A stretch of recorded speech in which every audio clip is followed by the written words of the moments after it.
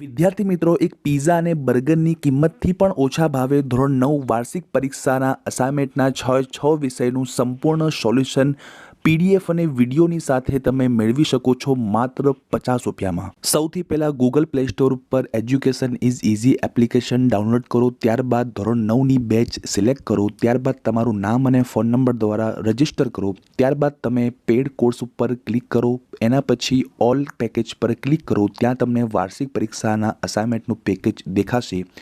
ત્યાં તમે ક્લિક કરતાં બાય પેકેજ ઉપર ક્લિક કરતાં તમારા નામ અને ફોન નંબર નાખ્યા પછી તમે કોઈ પણ માધ્યમ દ્વારા ઓનલાઈન 50 રૂપિયા પેમેન્ટ કરીને તમે પેકેજ ખરીદી શકો છો। અહેવાલ લેખન કરો। તમારી શાળામાં યોજાયેલ શિક્ષક દિનની ઉજવણીનો અહેવાલ આશરે 100 શબ્દોમાં લખો। વિષય: શિક્ષક દિનની ઉજવણી, તારીખ 6/9/2023। અમારી શાળામાં 5મી સપ્ટેમ્બરે શિક્ષક દિન ઉજવાયો હતો। એ દિવસે શાળાનું સમગ્ર સંચાલન અમારી શાળાના ધોરણ 8 થી 12ના ખાસ પસંદ કરાયેલા 35 વિદ્યાર્થીઓએ કર્યું હતું। ધોરણ 10ના વિદ્યાર્થી રમેશને આચાર્ય તરીકેની, 4 વિદ્યાર્થીઓને પટાવાળા તરીકેની અને બાકીના વિદ્યાર્થીઓ શિક્ષક તરીકેની ફરજ બજાવી એક દિવસના ખાસ સમયપત્રક પૂર્વ આયોજન કરવામાં આવ્યું હતું। વિદ્યાર્થી પટાવાળાએ શાળાના વર્ગખંડોની અને ઓફિસની સાફ સફાઈ કરી। ઓફિસમાં તો એમણે પોતું પણ કર્યું હતું।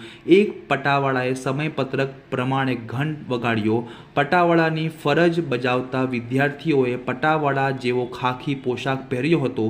શિક્ષક બનેલા વિદ્યાર્થીઓએ પેન્ટ બુશર્ટ અને વિદ્યાર્થિનીઓએ સાડી પહેરી હતી। ઘંટ વાગતા પ્રાર્થના થઈ હતી। શિક્ષણ કાર્ય શરૂ થયું। વિદ્યાર્થી શિક્ષકોએ વર્ગોમાં જઈ આત્મવિશ્વાસ અને શિક્ષણ કાર્ય કર્યું। દરેક વર્ગના વિદ્યાર્થીઓએ તેમને પૂરો સાથ સહકાર આપ્યો। વિદ્યાર્થી આચાર્ય ધોરણ 10માં અંગ્રેજી શીખવ્યું। અંગ્રેજી શીખવવાની તેની પદ્ધતિથી સૌ પ્રભાવિત થયા। આ દિવસે 6 તાસનું શિક્ષણ કાર્ય થયું હતું। પછી સૌ પ્રાર્થના ખંડમાં એકત્ર થયા। કેટલાક વિદ્યાર્થી શિક્ષકોએ પોતાના અવનવા અનુભવો કહ્યા। વિદ્યાર્થી આચાર્ય ડૉક્ટર સર્વપલ્લી રાધાકૃષ્ણનના જીવન અને કાર્ય વિશે સુંદર વક્તવ્ય આવ્યું। પછી અમારી શાળાના આચાર્ય શ્રી શાહ સાહેબે વિદ્યાર્થીઓને તેમની શિક્ષક તરીકેની ફરજ સુંદર રીતે અદા કરવા બદલ અભિનંદન આપ્યા। પટાવાળાની ફરજ બજાવનાર વિદ્યાર્થીઓને તેમણે વિશેષ અભિનંદન આપ્યા। શાળા તરફથી સૌને આઈસ્ક્રીમ આપવામાં આવ્યા। પછી સૌ વિદાય થયા। તમારી શાળામાં યોજાયેલ વૃક્ષારોપણ દિનની ઉજવણીનો અહેવાલ આશરે 100 શબ્દોમાં લખો। વૃક્ષારોપણ દિનની ઉજવણી 6 જૂન 2023 વડોદરા। દર વર્ષની જેમ આ વર્ષે પણ 5 જૂન એટલે કે વિશ્વ પર્યાવરણ દિનના દિવસે અમારી શાળાના વૃક્ષારોપણ દિનની ઉજવણી કરવામાં આવી હતી। આ નિમિત્તે શાળાના આચાર્ય શ્રી, ટ્રસ્ટી શ્રી તથા વન વિભાગના મુખ્ય અધિકારી શ્રી ઉપસ્થિત રહ્યા હતા। સવારે 8 વાગ્યે શાળાના મેદાનમાં એક સભાનું આયોજન કરવામાં આવ્યું। વિદ્યાર્થીઓ શાળાના મેદાનમાં ગોઠવાઈ ગયા હતા। ત્યારબાદ આવેલા વન વિભાગના અધિકારીશ્રીઓએ વૃક્ષોનું મહત્વ તથા વૃક્ષનો ઉછેર કેવી રીતે કરવો તેની ટૂંક અંદમાં અને સચોટ રીતે માહિતી આપી। શાળાના વિશાળ મેદાનમાં અગાઉથી નિશ્ચિત સ્થાને 160 ખાડા ખોદીને તૈયાર રાખ્યા હતા। શાળાના ટ્રસ્ટીશ્રીએ આંબાનો છોડ રોપી તેની આસપાસ માટી અને ખાતર નાખ્યું। ત્યારબાદ શાળાના શિક્ષકો અને વિદ્યાર્થીઓએ તૈયાર કરેલા ખાડામાં જુદા જુદા છોડ રોપ્યા। દરેક છોડની આસપાસ નાની વાડ કરવામાં આવી। દરેક વર્ગે 3 વૃક્ષોને સાચવવાની અને ઉછેરવાની જવાબદારી સ્વીકારી હતી। વૃક્ષો વાવો, વરસાદ લાવો, એક બાળ એક ઝાડ જેવા નારા લગાવવામાં આવ્યા હતા। ઉપસ્થિત સૌએ ચા, કોફી અને નાસ્તો કરી વિદાય લીધી હતી। શાળામાં યોજાયેલા શિયાળુ રમોત્સવની અહેવાલ આશરે 100 શબ્દોમાં લખો। શાળામાં યોજાયેલ શિયાળો રમોત્સવ, તારીખ 29/1/2023। અમારી શાળામાં દર વર્ષે રમોત્સવ યોજવામાં આવે છે। આ વર્ષે પણ જાન્યુઆરીની 27 અને 28 તારીખે અમારી શાળાનો રમોત્સવ યોજવામાં આવ્યો હતો। અમારી શાળાના બાલ મંદિરથી લઈને ધોરણ 12ના વિદ્યાર્થીઓ અનેરા ઉત્સાહ અને આનંદ સાથે શાળાના મેદાનમાં સવારે 7:30 વાગ્યે આવીને ગોઠવાઈ ગયા। કાર્યક્રમની શરૂઆતમાં પ્રાર્થના સમૂહ પ્રાર્થના કરવામાં આવી. પછી શાળાના વ્યાયામ શિક્ષક શ્રી બાબુભાઈએ રમોત્સવના કાર્યક્રમની રૂપરેખા આપી અને મુખ્ય મહેમાનશ્રીનો પરિચય આપ્યો. મુખ્ય મહેમાને રાષ્ટ્રધ્વજ ફરકાવ્યો અને ટૂંકું પ્રવચન આપ્યું.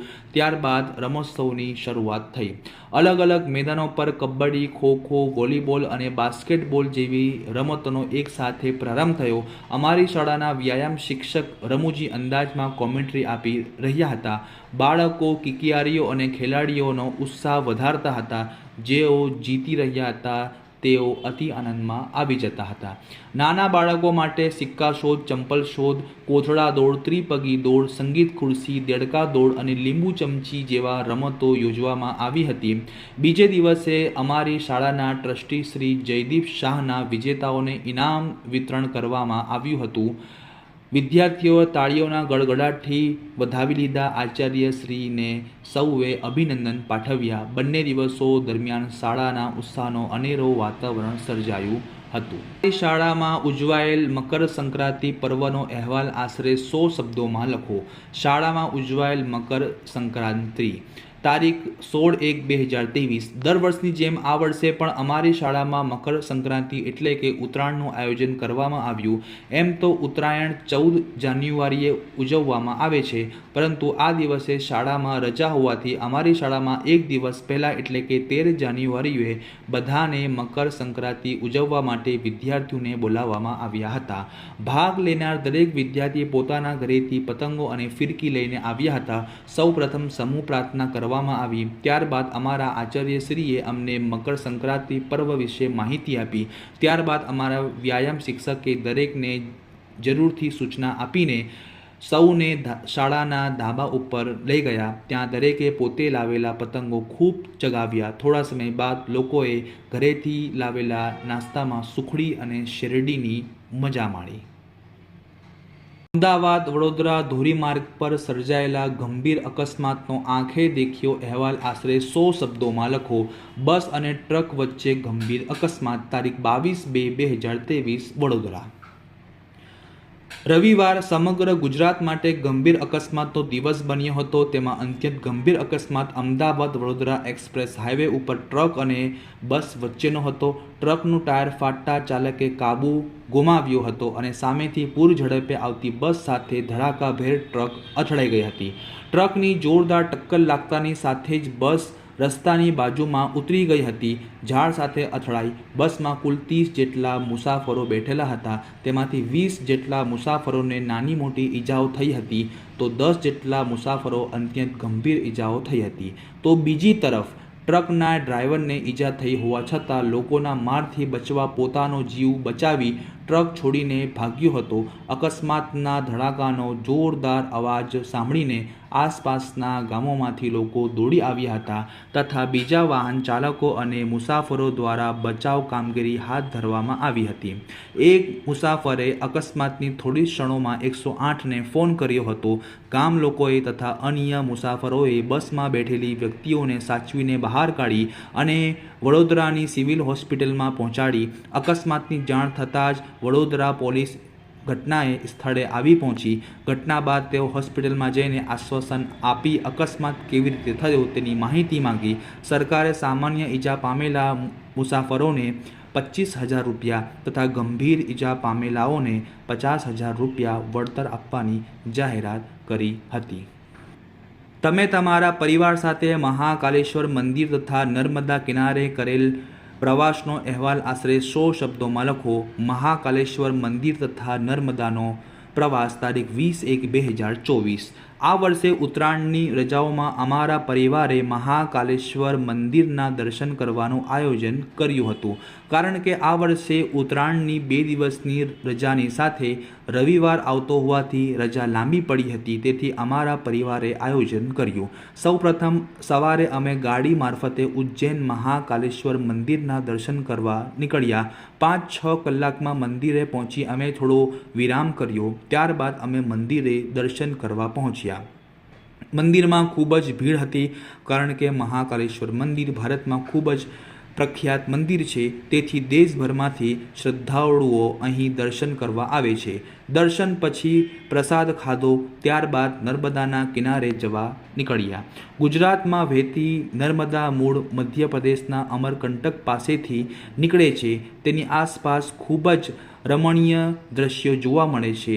નર્મદાના બંને બાજુએ આવેલા જંગલો તેમજ ખેતરો આપણને એક કુદરતી સૌંદર્યની અનુભૂતિ કરાવે છે. ત્યાં વાતા ઠંડા ઠંડા પવનો અને ઝળહળતું પાણી આપણને તાજગી અનુભવે છે. આખો દિવસ નર્મદાના કિનારે ફરી ફરીને અમે ખૂબ જ થાકી ગયા. આમ અમારો બીજો દિવસ પૂરો થયો. ત્રીજા દિવસે સવારે અમે ઘરે આવવા માટે નીકળ્યા. આમ અમારા પરિવાર સાથેનો મહાકાલેશ્વર મંદિર અને નર્મદાના કિનારાનો પ્રવાસ ખૂબ જ યાદગાર પ્રવાસ બની રહ્યો. એનો ગદ્યખંડ વાંચી તેની નીચે આપેલા પ્રશ્નોના ઉત્તર લખો. પ્રશ્નો: નદીને શાની ઉપમા આપી શકાય? તેના કાંઠે વસનારને શાની બીક નથી? નદીને માતાની ઉપમા આપી શકાય? તેના કાંઠે વસનારને દુકાળની બીક નથી. નદી કાંઠે ફરવા જવાથી શાના દર્શન થાય છે? નદી કાંઠે ફરવા જવાથી કુદરતના માતૃવાત્સલ્યના અખંડ પ્રવાહના દર્શન થાય છે. નદી શું નથી અને શું છે? નદી ઈશ્વર નથી અને ઈશ્વરનું સ્મરણ કરાવનાર દેવતા છે. ગદ્યખંડને યોગ્ય શીર્ષક આપો. લોકમાતા નદી. નંબર 2 પ્રશ્ન: વૃક્ષો અન્યના સુખ માટે શું છે? વૃક્ષો અન્યના સુખ માટે છાંયડો આપે છે. નાશવત કાયાની ઉપયોગિતા ક્યારે નકામી છે?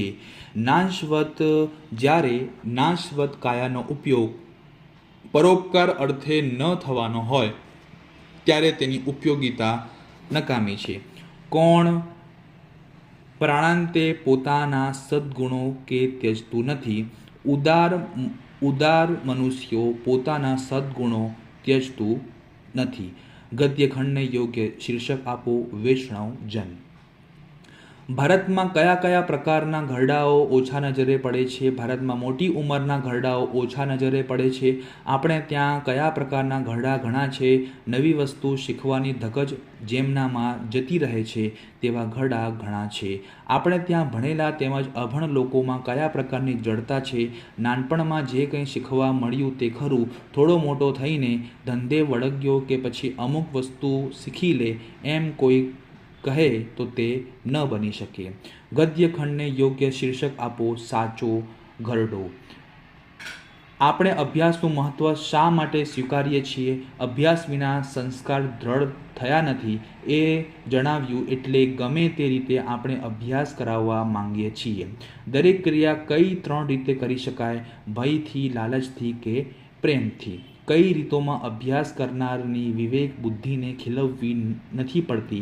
ભય અને લાલચની રીતોમાં અભ્યાસ કરનારની વિવેક બુદ્ધિને ખીલવવી નથી પડતી. ગદ્યખંડને યોગ્ય શીર્ષક આપો. પ્રેમથી મળનાર અભ્યાસ સાચો અભ્યાસ. અભય એટલે શું? અભય એટલે બાહ્ય ભય માત્રથી મુક્તિ.